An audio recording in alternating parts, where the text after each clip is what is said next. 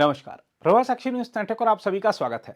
महाराष्ट्र और झारखंड में विधानसभा चुनाव के लिए मतदान संपन्न होने के बाद आए ज्यादातर एग्जिट पोल में भारतीय जनता पार्टी के नेतृत्व वाले गठबंधन को बहुमत मिलने की संभावना जताई गई है। हालांकि एक्सिस माई इंडिया के सर्वेक्षण में झारखंड में इंडिया गठबंधन की सरकार की वापसी का अनुमान जताया गया है। उसका आकलन है कि झारखंड मुक्ति मोर्चा के नेतृत्व वाले गठबंधन को 81 में से 53 सीटें, जबकि भाजपा के नेतृत्व वाले एनडीए को 25 सीट मिल सकती हैं। दैनिक भास्कर के सर्वेक्षण में महाराष्ट्र में महाविकास आघाड़ी को बढ़त का अनुमान जताया गया है। इस सर्वेक्षण में कहा गया है कि महाविकास आघाड़ी को 135 से 150 सीट तथा सत्तारूढ़ महायुति को 125 से 140 सीटें मिल सकती हैं। मैट्रिक्स के सर्वेक्षण के अनुसार महाराष्ट्र में महायुति को 150 से 170 तथा एमवीए को 110 से 130 सीटें मिल सकती हैं।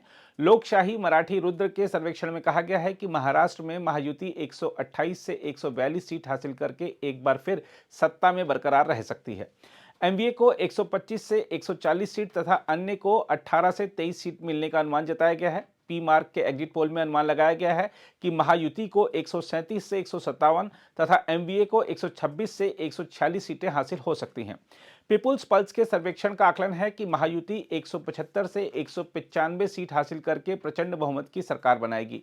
वहीं एमवीए को 85 से 112 सीटें मिलने का अनुमान लगाया गया है।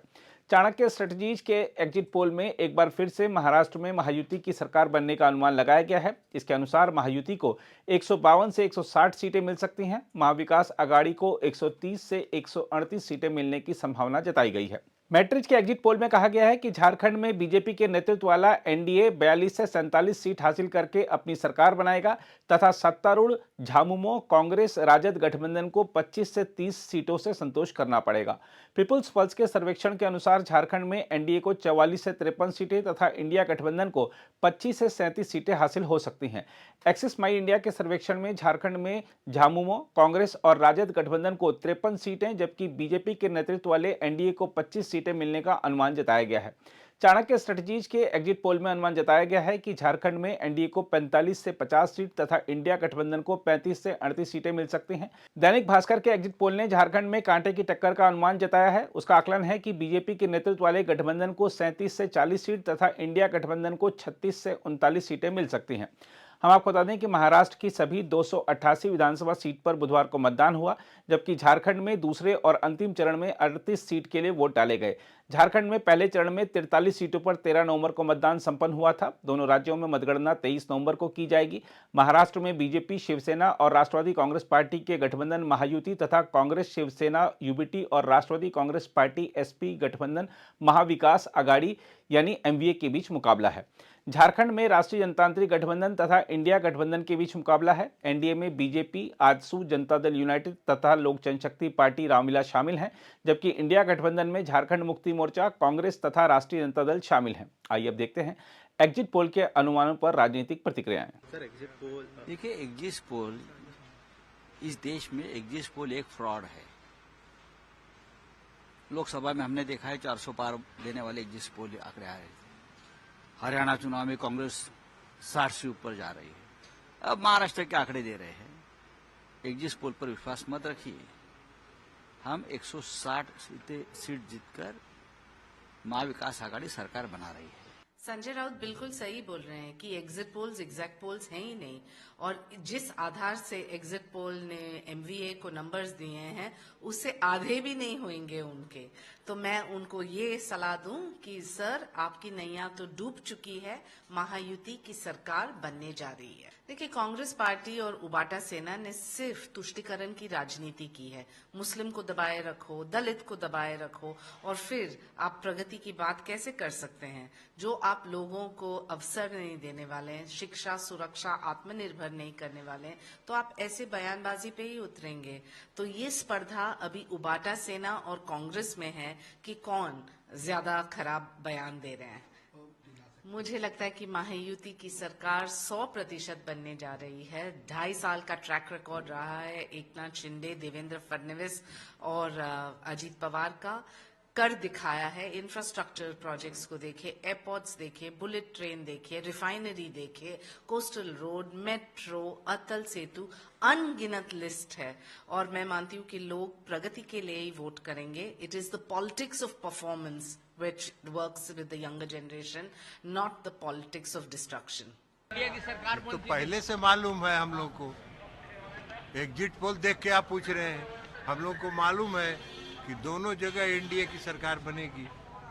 लेकिन कांग्रेस मानने को तैयार अरे नहीं। कांग्रेस का छोड़िए ना, कांग्रेस तो कभी, कांग्रेस हरियाणा में मान रही थी। कांग्रेस हरियाणा में तो कांग्रेस सरकार बना रही थी, क्या हुआ? उसी तरह कांग्रेस का यही काम है। कांग्रेस मुंगेरी लाल का सपना देखता है, देखने दीजिए। लेकिन लालू यादव कह रहे हैं बीजेपी हार रही है, अरे एनडीए छोड़िए ना भाई, लालू जी को नहीं जानते हैं, आज से हैं। लालू जी को देखे नहीं है, वो मस्खरा करने के, वो उनकी पहचान वही है। उनकी पहचान जो है, वो अपनी पहचान कैसे खो देंगे? लेकिन देखिए ऐसा है, एक बात को समझिए, देश मोदी जी के साथ चलना चाहता है, देश भाजपा एनडीए के साथ चलना चाहता है। तो जो झारखंड में हो रहा है उनका भी काम देखा, उसके पहले उद्धव ठाकरे की सरकार का काम देखा। और जो कुछ लोग कह रहे हैं कि मोदी जी हार गए, कमजोर पड़ गए, और राहुल गांधी कहे कि वो हमसे आंख नहीं मिलाते हैं, जनता जवाब दे रही है। लेकिन महाराष्ट्र में बोलने को कांग्रेस ने खारिज कर दिया है। ऐसा है, एग्जिट पोल का अपना स्थान है। हम एग्जैक्ट पोल पे विश्वास करते हैं और एग्जैक्ट पोल में भी जीतेंगे। नहीं, देखिए, मैंने कहा ना कि एग्जिट पोल और एग्जैक्ट पोल में बहुत अंतर होता है, और पिछले दिनों जिस तरह की बातें सामने आई है, उससे एग्जिट पोल का कोई प्रभाव नहीं रह गया है। अब लोग ये मानते हैं कि एग्जिट पोल भी कहीं ना कहीं प्रभाव में दिखाई देते हैं, और जो एग्जिट पोल है वो उसका एक जो बेस होता है वो शायद सही नहीं तरीके से नहीं एग्जिट पोल होता है, और इस वजह से इस तरह की बातें जो सामने आती है, और इसलिए हम लोग एग्जिट पोल पे कोई चर्चा भी नहीं कर रहे हैं। हम जानते हैं कि एग्जिट पोल और एग्जैक्ट पोल में बहुत अंतर है। एग्जैक्ट पोल कुछ और है, एग्जिट पोल कुछ और है। हमें एग्जैक्ट पोल में विश्वास, हमें जनता जनार्दन पर विश्वास है। लोकतंत्र में जनता जनार्दन होती है, सर्वोपरि होती है। जो भी उनका निर्णय होगा वो 23 तारीख को हमारे सर माथे होगा। देखिए, ये एग्जिट पोल पर हम लोग विश्वास नहीं करते हैं। पिछली बार आपने लोकसभा चुनाव में देखा कि कहाँ कुछ हुआ कुछ, और इस तरह से हर चुनाव में किसी पर्टिकुलर किसी गठबंधन की तरफ जो रुझान दिखाया जाता है, ये टीवी चैनल में आजकल इस तरह की चीज़ें आ रही हैं जिसका कोई औचित्य नहीं है। वो जनता चुपचाप अपना वोट करती है, और ये सब आंकड़ों से हम बिल्कुल इत्तेफाक नहीं रखते हैं। बहुमत बिल्कुल हमारे जो इंडिया गठबंधन को दिया है, जेएमएम और कांग्रेस, राजद और वाम दलों की सरकार बनने वाली है, क्योंकि आपने देखा जो ये बम्पर वोटिंग हुई है और जिस तरह से इसमें महिलाओं ने बढ़ चढ़ कर हिस्सा लिया है, उससे ये साबित होता है कि यहाँ सरकार बन रही है। और ख़ास तौर पर शहरी इलाकों में विशेष रूप से अभी जो 38 सीटों पर चुनाव हुआ इस दूसरे चरण में, उसमें आपने देखा कि बोकारो और धनबाद में कितना कम वोटिंग हुआ। तो शहरी वोटर आमतौर पर माना जाता है कि इसमें भाजपा का आधिपत्य ज़्यादा रहता है शहरी इलाकों में, तो वहाँ पर वोटिंग बहुत कम हुई है। उनके वोटर तो निकले ही नहीं हैं, और जो निकले हैं वो झारखंड मुक्ति मोर्चा और इंडिया गठबंधन के वोटर हैं। और ये बिल्कुल एक बरगलाने जैसा ये जो भी आपका एग्जिट पोल है, क्योंकि देखिए तमाम जितने नेशनल चैनल्स हैं या दूसरे चैनल्स हैं, उसमें आप देखेंगे कि उनका रुझान किसी पर्टिकुलर पार्टी की तरफ रहता है जो केंद्र में सत्ता पे रहती है, और लगातार उसमें भ्रामक चीज़ें आजकल आने लगी हैं। पहले की तरह मीडिया को बहुत ज़्यादा उस तरह का निष्पक्ष और तटस्थ बहुत कम आप देखेंगे।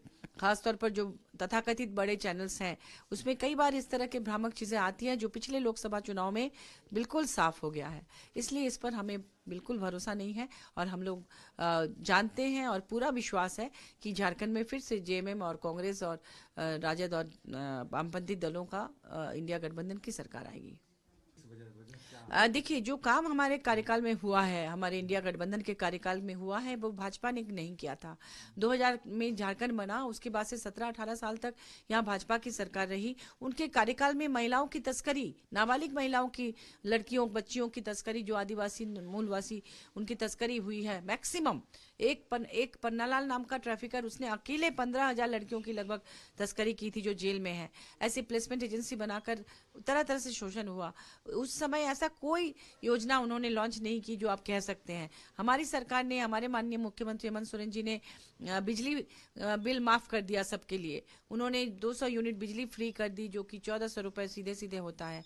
मैया सामान दिया, ताकि जिन लड़कियों को बरगला कर भाजपा के कार्यकाल में तस्कर ले जाते थे नौकरी के नाम पर, वो लड़कियों को यहाँ वापस लाकर सम्मानजनक रोजगार तो दे ही रहे हैं, कुटीर उद्योग से जोड़ रहे हैं, अच्छा एजुकेशन दे रहे हैं, और साथ साथ उन्हें हेल्प कर रहे हैं आर्थिक रूप से भी, कि उनको 1,000 रुपया मिले। वो दिसंबर से 2,500 होने वाला है। सावित्रीबाई फुले किशोरी समृद्धि योजना के माध्यम से 40,000 रुपए लगभग लड़कियों को, किशोरियों को दिया जा रहा है, ताकि वो आगे की पढ़ाई ना रोके, नौकरी के लिए ना जाए। ऐसे करके बहुत सारी योजनाएं, पोटो खेल योजना, फूले जाने आशीर्वाद योजना, मुख्यमंत्री रोजगार सृजन योजना, और अबुआ आवास, तरह तरह की चीजें हैं। मुझे नहीं लगता कि जनता इतना कुछ जो पहली बार उनको मिला है, अंतिम व्यक्ति तक लाभ पहुंचाया गया है, उसको भूलकर या उसे छोड़ के किसी और के बरगलाने पर जाएगी। क्योंकि भाजपा के तमाम बड़े नेता यहाँ आकर सिर्फ नफरत फैला रहे थे, सांप्रदायिकता को आधार बनाकर लोगों को एक दूसरे से लड़ा रहे थे, पार्टियों में तोड़फोड़ कर रहे थे, सबको अपने पाले में करने की कोशिश कर रहे थे। तो इसलिए मैं जानती हूँ कि इस बार हम ही यहाँ फिर से हमारी सरकार बनेगी। धन्यवाद। ये नतीजे मुझे नहीं लगता कि विश्वसनीय है। हाँ 38, हाँ उसमें देखिए 67.59% वोट हुआ। उसमें ग्रामीण इलाकों में बहुत बम्पर वोटिंग हुई, और शहरी इलाकों में आप सभी जानते हैं कि बोकारो और धनबाद में कितनी कम वोटिंग हुई। और शहरी इलाका सब जानते हैं कि भाजपा के वोटर वहाँ ज़्यादा हैं, तो ग्रामीण इलाके में हम लोगों का वर्चस्व है। इसलिए निश्चित रूप से हम लोग जीत रहे हैं और सरकार बना रहे हैं। Thank you. अगर आप भी लेना चाहते हैं देश दुनिया की तमाम जानकारी, तो आज ही सब्सक्राइब करें हमारे चैनल को। साथ ही नीचे दिए बेल आइकन को जरूर दबाएं, ताकि हर अपडेट आप तक पहुंच सके।